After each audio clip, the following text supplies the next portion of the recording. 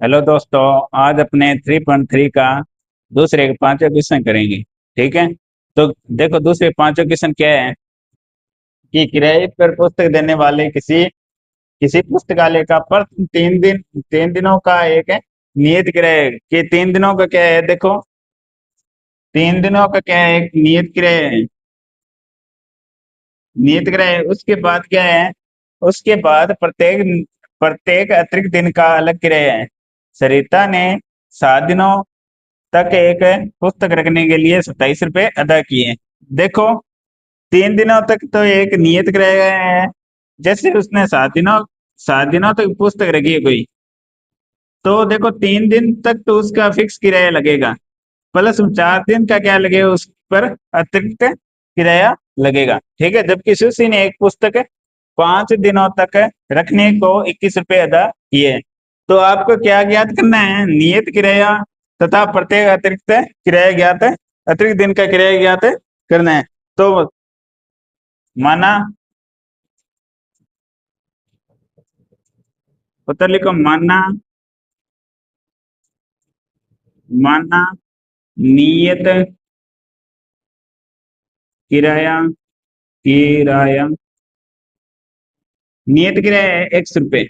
नियत किराया कितना है, 100 रुपये। जबकि अतिरिक्त अतिरिक्त किराया मैं मानता हूँ 22 रुपये। देखो, नियत किराया कितना है, 100 रुपये है, और अतिरिक्त किराया है 22 रुपये। तो देखो, प्रश्न अनुसार प्रश्न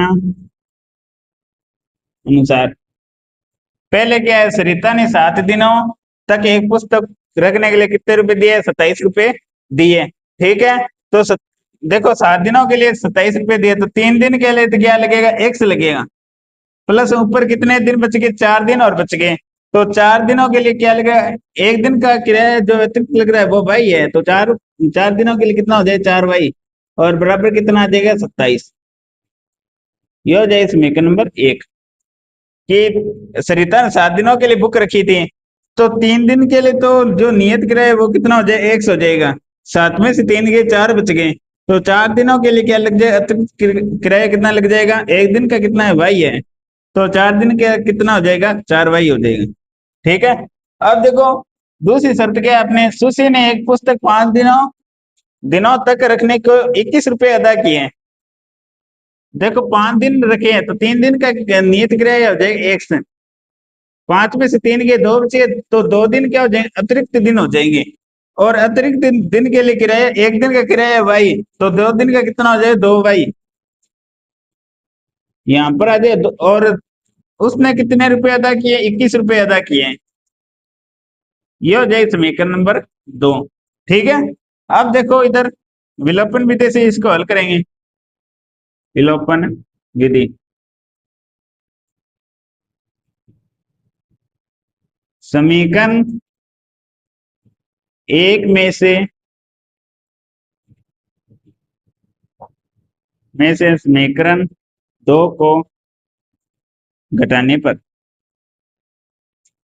घटाने पर समीकरण 1 में से समीकरण 2 को घटाने पर तो क्या आ जाएगा, x+4y बराबर क्या है, 27 है आपके पास। ठीक है। x+4y बराबर क्या है, 27 है। फिर समीकरण नंबर 2 में क्या है, x+2y बराबर कितना है, 21 है। ठीक है।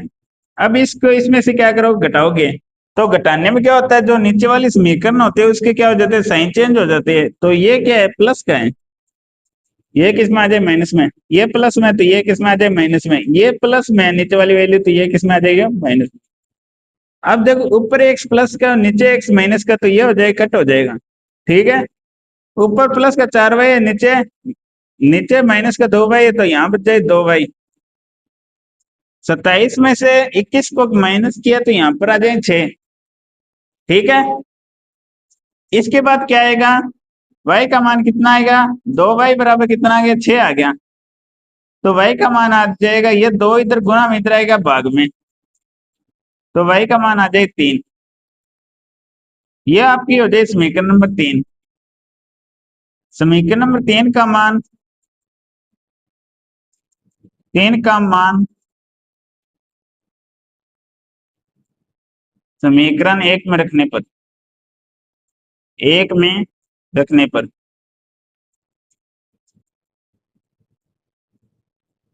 ठीक है। समीकरण नंबर 3 का मान समीकरण नंबर 1 में रखने पर तो क्या आ जाएगा, एक कौन सी है, ये वाली है। तो यहाँ पर आप देखो एक्स प्लस 4 और y का मान कितना है, 3 है, बराबर कितना आ जाएगा, 27।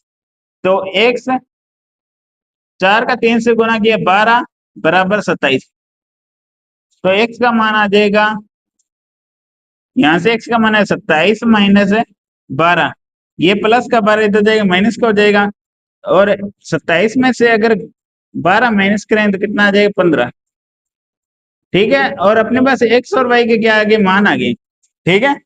तो देखो अपने नियत किराया कितना आ जाएगा, 15 रुपये आ जाएगा, 15 रुपये। और जो अतिरिक्त किराया है वो कितना आ जाएगा, 3 रुपये।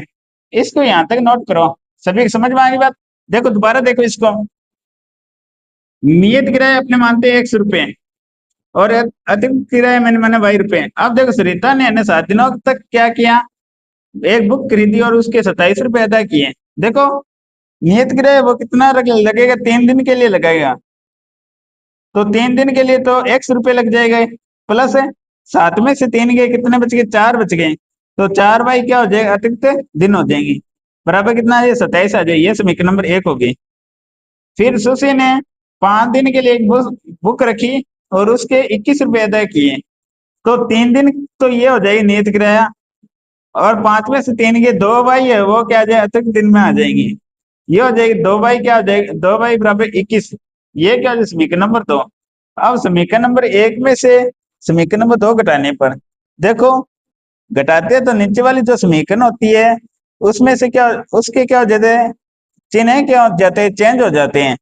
तो ये प्लस का तो ये माइनस का हो जाएगा, ये प्लस का तो ये माइनस का हो जाएगा, ये प्लस का तो ये माइनस का हो जाएगा। तो प्लस का एक्स माइनस का एक्स तो यहाँ कट हो जाएंगे। 4 बाई में से माइनस का 2 बाई गया, 2 बाई बच गया, 27 में से 21 गया, 6 बच गया। यहाँ से देखो y का मान क्या आएगा, y 2 बाई बराबर क्या आ गया, 6 आ गया। तो y का मान कितना आ जाएगा, ये 2 इधर गुना में इधर आ गया भाग में, तो y का मान कितना आ गया, 3। समीकरण नंबर 3 का मान समीकरण नंबर 1 में रखने पर देखो, समीकरण नंबर 1 ये है, यहाँ पर अपने क्या करें, y का मान रखेंगे। तो x प्लस 4 और y का मान कितना आ गया, 3। 4 का 3 से गुना किया 12 आ गया, ये प्लस का 12 इधर जाएगा माइनस का हो जाएगा। तो 27 में से 12 माइनस किया 15 आ गया। तो जो आपका नियत किराया है वो कितना हो जाएगा, 15 हो जाएगा, जो अतिरिक्त किराया है वो कितना हो जाएगा, 3 हो जाएगा। ठीक है, इसको यहाँ तक नोट करो और इसका स्क्रीनशॉट लो। तो यहाँ पर अपने क्या, जो 3rd नंबर चैप्टर है, एक्सरसाइज 3rd है, वो क्या होगी, कंप्लीट होगी। ठीक है, तो आप है ना यहाँ पर अपने चैनल एबीबी लर्निंग ऐप से जुड़े रहिए। तो अपने क्या करें, आगे है ना इसमें 10th क्लास का पूरा सिलेबस करेंगे। ठीक है, और लाइक और शेयर करना ना भूलें।